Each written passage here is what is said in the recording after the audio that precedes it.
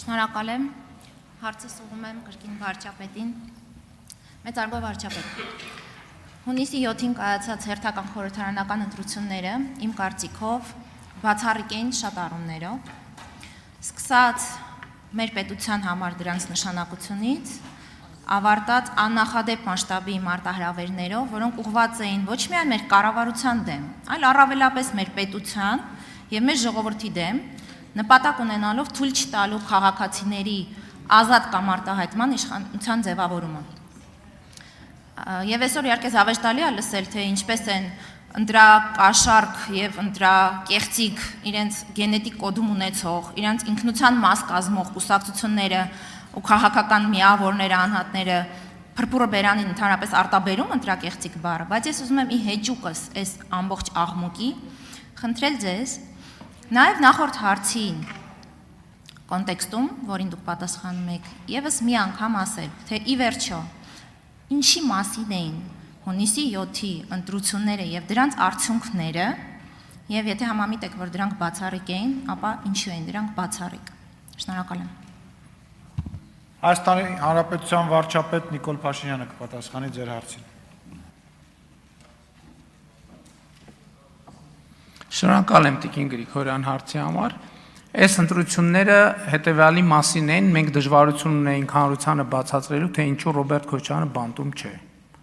Մենք դժվարություն ունեինք հանրությանը բացատրելու, թե ինչու Ծառուկյանի թալանվածը վերադարձված չի։ Մենք դժվարություն ունենք ժողովրդին բացատրելու, թե ինչպես է պատահել, որ կալուգացի օլիգարխը տասնյակ հեղափոխությունից հետո 8 տարիների ընթացքում շարունակել է մանկապարտեզներից դպրոցներից հոսանք գողանալ, ինչպես է դա հնարավոր եղել։ Սրա մասին է, այս ընտրությունը սրա մասին էր։ Եվ ընտրությունը նրա մասին էր, եւ դրա պատճառը էլի եմ ասում, երեք մի կտոր ասցի ինչն էր եղել դրա պատճառը, որովհետեւ հիմա արդեն ակնհայտ է, որ այդ մաֆիան ունեցել է դրսի հովանավորներ, որոնց հետ կապված մենք շատ զգուշ եւ կաշկանդված ենք եղել։ Հիմա ես ասում եմ հետեւյալը, այս ընտրությունը եւ ընտրություններում երեխաների ակտիվությունը ինքը առաջաբերել նոր հեղափոխության օրակարգ։ Հեղափոխություն, որտեղ թավիշը պետքա բացառվի։ Որովհետեւ մենք դժվարություն ենք ունեցել բացատրելու, թե ինչի Ռոբերտ Քոչարյանի եւ իր շրջապատի հարսը, փեսեն, աներձակը բոլորը դատավորներ են Հայաստանի Հանրապետությունում միջև հիմա։ Դժվարություն ենք ունեցել, որովհետև անընդհատ իսկ ինչ են, որովհետև ամբողջ նախորդող շրջանում սահմանադրական կարգը կառուցվել է այդ օլիգարխիան պաշտպանելու համար։ Որովհետև մենք մտածել ենք, որ այնուամենայնիվ համակարգեր կան, որոնք եւ մենք պետք է գնանք այդ համակարգը ջարդելու ճանապարհով, ուրիշ տարբերակ չկա։ Չկա ուրիշ տարբերակ։ Ես դրա համար եմ ասում, սա պարզ ընտրություն չի։ Սա հիմա կամ նորից հեղափոխությունը նոր թափաստանում կամ հակահեղափոխությունը հաղթում է։ Էս է մեր ընտրությունը։ Որովհետև ասում եմ, հələ լավ է, մենք այնքան ինստիտուցիոնալ կարողություն ունենք, որ այդ ընտրակաշառքների մի 10%-ը տեսանելի ենք դարձրել։ Բայց շատ կոնկրետ հանրապետականի 5 ցուցակները, հանրապետական ԲՀԿ 5 ցուցակները հանել են եւ ընտրակաշառք են բաժանել եւ փառք ու պատիվ են Հայաստանի Հանրապետության քաղաքացիներին, ովքեր հիմա ձայնագրություններից էլ բազմաթիվ քաղաքացիներ ասել մենք փող չենք վերցնի։ Եվ մենք փողով չենք քննարկի, այդ մարդիկ Հայաստանի Հանրապետության պետականության սյունն են, ովքեր չեն վերցրել փող։ Ես պաշտոնապես ասում եմ, աչքաչափով էլ երևում, որ այդ եռագլուխ կուսակցությունների ստացած ձայների 70%-ը փողով ստացած ձայներ են, փողով ստացած ձայներ են։ Եվ այս խնդիրը պետք է լուծվի, Հայաստանի Հանրապետությունը պետք է ռեակցիա տա։ Ընդ որում մենք չենք կարող ասենք, դե գիտեք եկեք դե նայենք էս պետքա արագ ռեակցիաներ լինեն, պետքա հեղափոխական ռեակցիաներ լինեն։ Եվ մենք գնալու ենք այս ճանապարհով, Հայաստանի Հանրապետության սիրելի քաղաքացիներ, ուղիղ նայում եմ ձեր աչքերի մեջ եւ ասում եմ, մենք գնալու ենք այս ճանապարհով։ Եթե համաձայն չեք այս ճանապարհի, դուրս եկեք փողոցներ, կանգնեցնեք մեզ։ Մենք ձեզ ենթակա ենք միշտ, մենք ասել ենք, դուք ինչ որոշենք, մենք անող ենք։ Մենք գնալու ենք այս ճանապարհով։ Ես կոնկրետ անձնապես անում եմ, գնալու եմ քրեա օլիգարխան ջարդ ու փշուր անելու ոտի տակ տալու ճանապարհով։ Եթե համաձայն եք, զբաղվեք ձեր գործերով, մենք այդ ամեն ինչ չկանենք։ Եթե համաձայն չեք, դուս եկեք փողոց եւ արեք հեղափոխություն։ Արձագանք։ Պարոն վարչապետ, ինձ թվում է ակնհայտ է, որ ոչ միայն մարդիկ համաձայն են դրան, այլև ի հեճուկս այն հարցերի, որոնց մասին դուք ասացիք, որ բարձրացրել են անընդհատ ու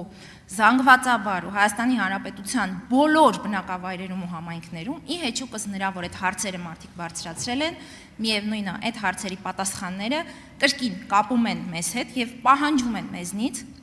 որ հեղափոխությունը շարունակվի։ Ուստի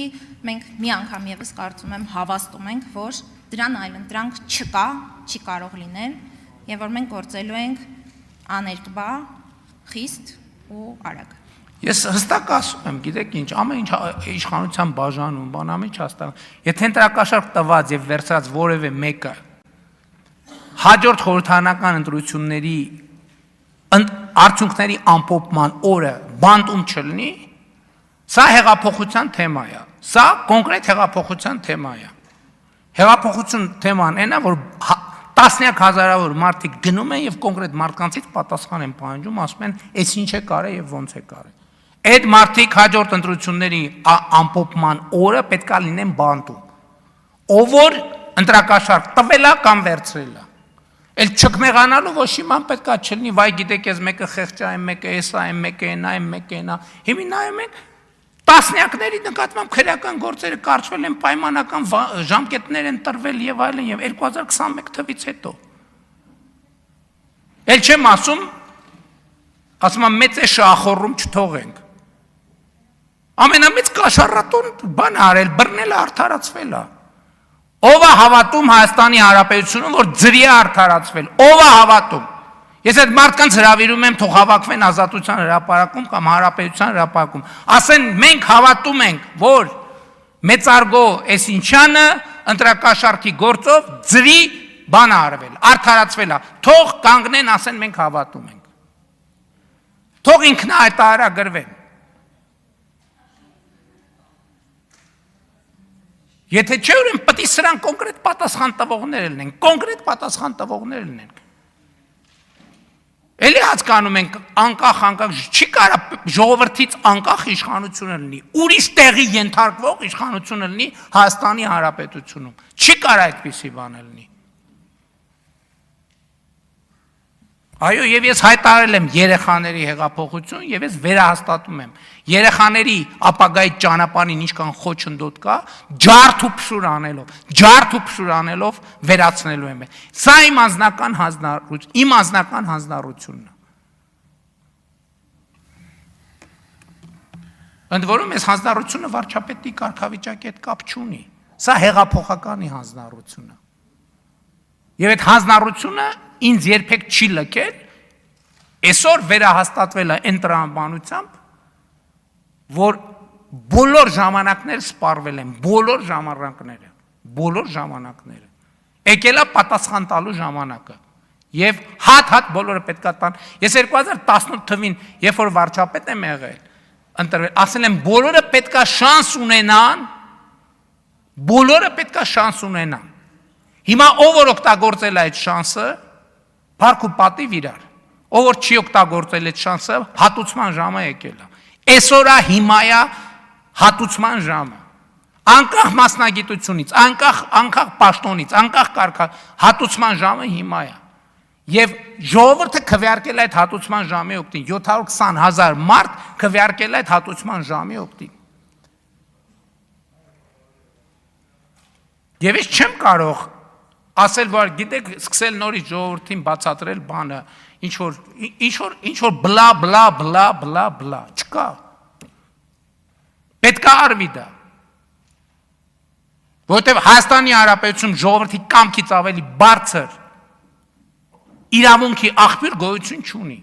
Հերիք այդ Սերժա Քոչարյանա,